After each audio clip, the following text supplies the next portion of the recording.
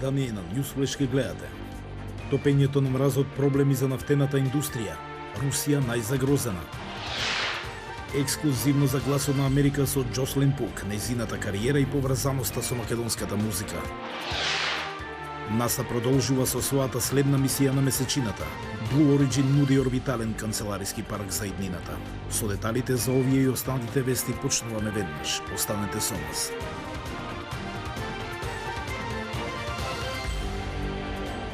Поздрав од Вашингтон. Ова е ТВ журналот Newsflash на гласот на Америка на македонски јазик. Јас сум Јован Чономуски.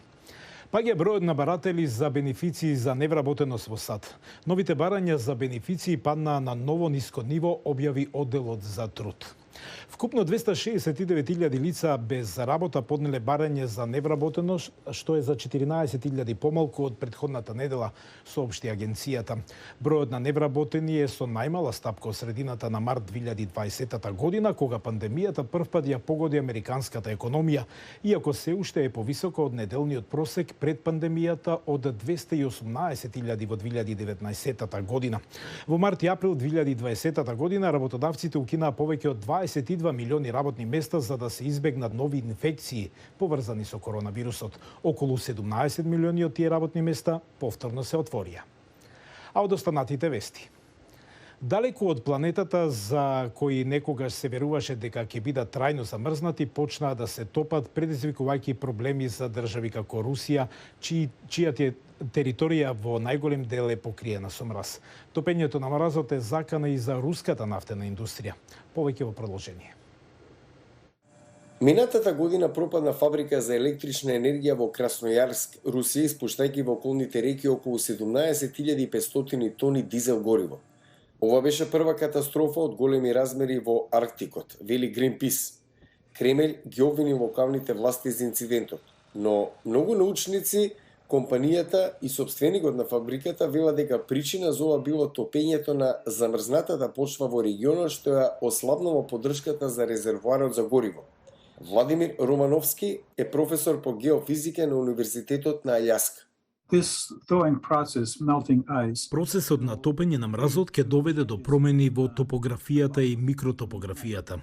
Каде има многу мраз, површината ќе се намалува брзо. Не е добро за екосистемот генерално, ниту за инфраструктурата. Овие промени се одразуваат не само врз луѓето што живеат и работат на Арктикот, туку влијаат и врз енергетската безбедност, храна, вода и национална безбедност. Топењето на замрзнатата почва ќе доведе до поголема јаглеродна емисија, што пак предизвикува климатски промени, вели Романовски. Замрзнатата почва содржи 2 пати повеќе јаглерод во споредба со атмосферата. Ако целиот овој јаглерод се испушти во атмосферата, тоа ќе значи 3 пати поголемо присуство на јаглерод во атмосферата. Русија не е единствена што се соочува со овие проблеми. И САД ги почувствува последиците од топење на замрзнатата почва. Научниците велат дека владите на државите кои имаат делови под мраз треба да се подготват за зголемување на трошоците со цел да ја одржат во функција постоечката инфраструктура. Очи широко затворени, бандите на Њу Јорк, венецискиот трговец се само дел од филмовите во кои целосен или деломен автор на музиката е Джослин Пук. Ексклузивно за гласот на Америка таа раскажа за незината кариера, но и за поврзаноста со македонската музика. Тоше Огњанов ги има деталите.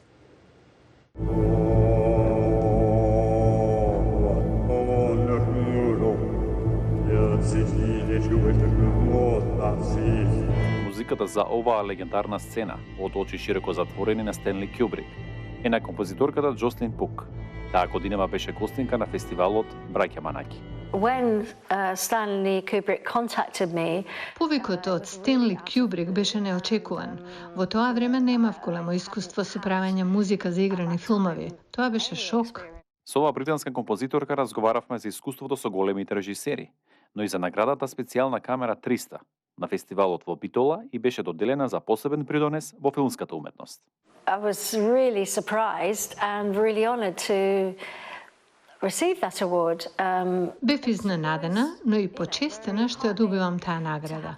Признанијата се навистина охрабрувачки. Воедно, сега знаме и многу повеќе за фестивалот и неговата уникатност.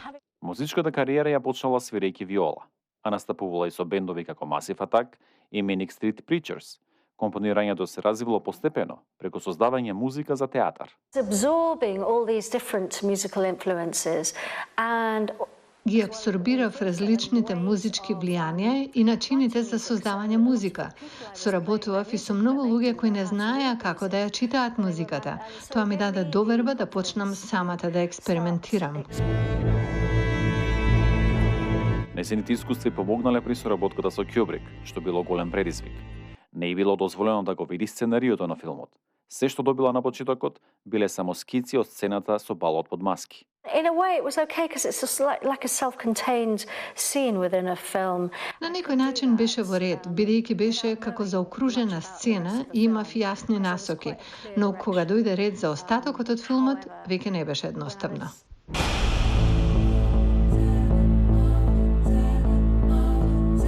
Джослин е авторка и на главната нумера во Бандите на Њујорк на режисерот Мартин Скорсезе.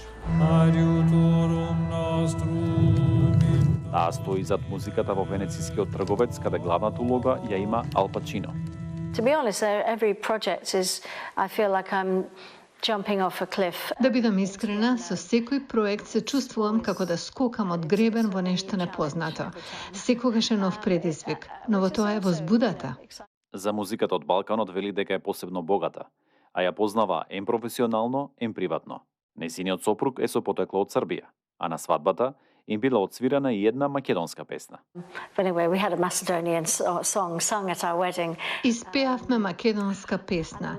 Не можам да се сетам на името, но сега нема да ја пеам. I'm not going to sing it. Сепак Джослин кусо ја отпеа песната, а тоа беше македонско девојче. Композиторката Пук во Битола требаше да гостува и со незиниот ансамбл. Поради пандемијата тоа не беше можно. Сепак се надева дека таа идеја ќе се оствари до година. За Гласот на Америка, Тоше Огњанов. А НАСА продолжува со својата следна мисија на месечината. Blue Origin нуди орбитален канцелариски парк за иднината. Следуваат вестите за Вселената. Откако започна вселенскиот туризам и официјално милиардерот основачот на Амазони Blue Origin Джеф Безос сака да направи да се работи во канцелариски простор надвор од планетата Земја, што неговата компанија го нарекува орбитален гребен.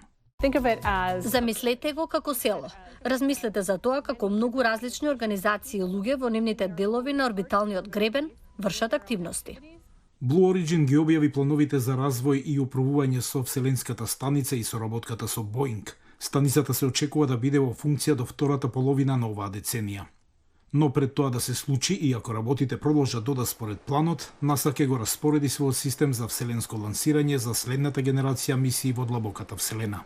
Овде Американската Вселенска агенција ги собира своите целосно склопени ракети и вселенски летала, што планира да ги користи за операции кои вклучуваат патувања до и околу месечината. Тоа е дел од програмата Артемис на НАСА. Агенцијата планира да лансира мисија без екипаж на месечината на почетокот на 2022 со цел да овозможи прва жена и следниот маж на месечината до 2024 година. Сонцето можеби е најдобриот пријател за сончевата енергија, но се чини дека е постојан непријател на модерната технологија. Истражувачите од оваа лабораторија во Англија проучуваат како сончевото зрачење во Вселената влијае врз дигиталната електроника на планетата Земја. Неутронот ја погодува меморијата и ја претвора нулата во единица или единицата во нула. Се во нашиот дигитален свет е запишано со единици и со нули, така што очигледно не сакаме тие да се менуваат. Експертите велат дека ваквите радиации и превртувања на единиците и нулите се случуваат речиси секоја година. Ова е предизвик за потрошувачката електроника, но исто така и опасност што ги загрозува автономните автомобили и нивната способност да управуваат сами. Го гледавте Newsflash на Гласот на Америка на македонски јазик. Јас сум Иван Чонаумовски од студиото во Вашингтон. Имајте убав викенд. Пријатно.